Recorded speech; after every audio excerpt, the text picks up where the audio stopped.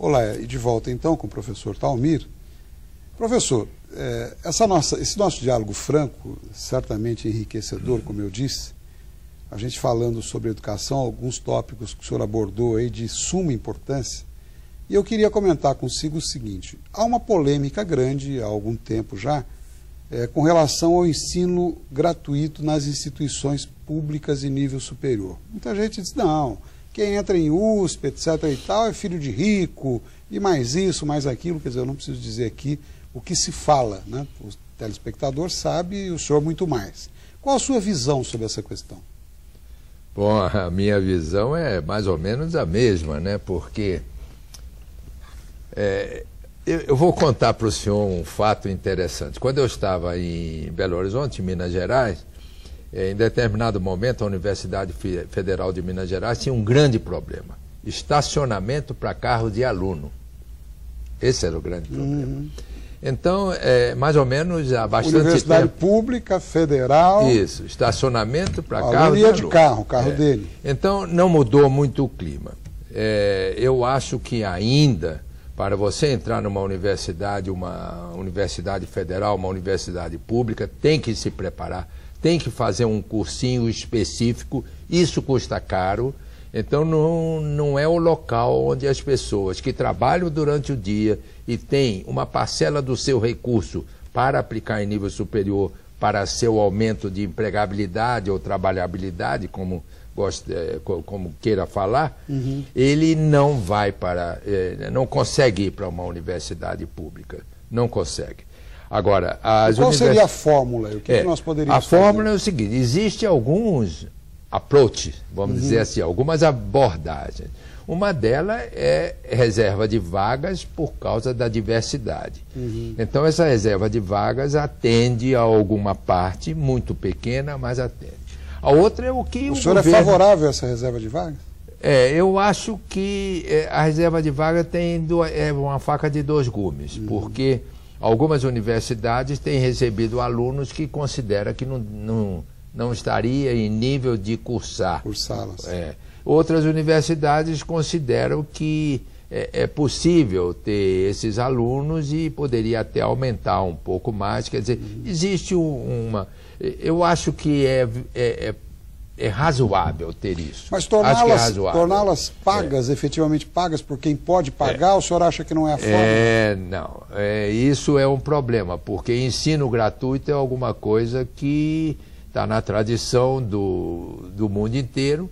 Ele não deveria ser, em verdade, pago pelo aluno. Deveria fazer, por exemplo, um esquema que tem nos Estados Unidos, em alguns países, em que alguém aposta no talento do senhor e paga o seu curso. Seria uma bolsa. Seria a bolsa. Então, uma empresa grande destaca 5, 6 bolsistas que ele arrisca e que vai poder fazer um curso superior.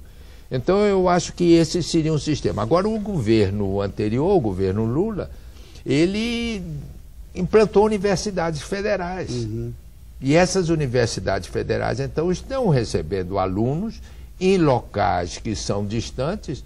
Por exemplo, o senhor vai lá no sertão do Pernambuco, o senhor tem lá uma universidade federal, né, que atende a todo um universo de 40, 50 municípios pequenos que mandam alunos para lá.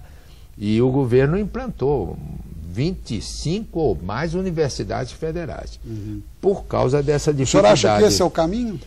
Eu acho que é um dos caminhos, né? Agora, o ProUni, que é uma bolsa dada para os alunos das instituições particulares, também é um caminho. Também é a solução. Né? Também é o caminho. Professor, e uma das fortes características de um professor de uma instituição de ensino superior é exercer a gestão do conhecimento. O professor, na atualidade, deve saber gerenciar suas emoções positivas e principalmente as negativas. Qual a sua visão sobre isso? O senhor entrou com dois assuntos aí que são extremamente modernos, né? E principalmente para a instituição de ensino superior. A gestão do conhecimento, ela exercida pelo professor, quer dizer que o professor, na sala de aula, ele está aberto para divulgar todos os conhecimentos dele, todos os aspectos de vitória que ele teve na vida. Ele é uma pessoa que abre todo o conhecimento e todo o sucesso dele para a sala de aula. Bom, nem todos os professores conseguem fazer isso por uma razão, porque o professor hoje, muitos dele, trabalham em 2, 3 instituições e eles não conseguem se dedicar tão grandemente a uma determinada sala, uma determinada turma, ou mesmo uma determinada instituição.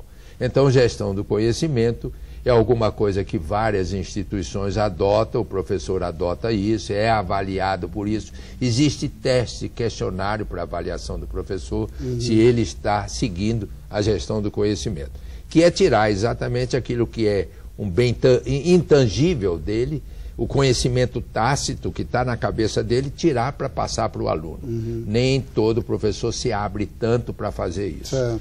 Agora, quantas emoções positivas e negativas, hoje o professor tem que ter isso.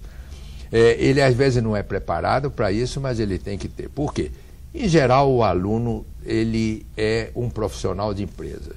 Ele trabalhou durante o dia todo. Ele chega na sala, muitas vezes, desmotivado, pressionado por um estresse fabril, um estresse da empresa dele, e ele precisa ter alguém, um agente, que o motive, porque a motivação é dele próprio. Cria-se aí uma sinergia, senhor diria? Ele tem que criar, o professor tem que criar uma sinergia, o professor tem que ter, saber brincar, o professor tem que saber descontrair todo aquele pessoal para poder ter, digamos, eficiência, né, o que não é fácil. Tá bom. E como está a remuneração do professor do nível superior no Brasil comparativamente a outros países? Como é que nós estamos nesse item? Meu caro Marcondes, o problema é o seguinte: o professor nunca ganhou tanto em todo lugar do mundo. Quer dizer, não existe isso, do professor ganhar mais do que um profissional de uma empresa que está bem qualificado, etc. Não é a classe que mais ganha no mundo inteiro. E no Brasil, existem instituições que pagam muito bem aos professores e outras que não. Agora, nós temos dificuldade no professor que é público, porque esse professor nem sempre tem os aumentos, eles são dados por decreto, são dados com dificuldade, então existe todo... O componente político é muito forte. O componente político é muito forte, então o professor que está ligado à entidade pública, ele tem algumas dificuldades. Nós vimos aqui no próprio Vale alguma dificuldade aqui perto. Na verdade, o magistério é um sacerdócio. É um sacerdócio. O mais importante é que a gente tenha essa compreensão e, na medida do possível, valorize o professor. Exato. Portanto, a sua presença aqui hoje foi exatamente para valorizar também o professor. Muito obrigado. Muito obrigado ao senhor. Foi Eu é que agradeço muito. Eu fico muito grato pela sua participação. Muito obrigado, Esse senhor. espaço na Band está permanentemente aberto para esse tipo de colocação, de assunto. E especialmente de minha parte, o senhor é um convidado permanente. Muito obrigado, foi uma honra ter. A honra foi nossa em recebê-lo. Eu quero agradecer a todos mais uma vez a audiência e convidá-los para o próximo domingo, se Deus quiser, no mesmo horário. Até lá.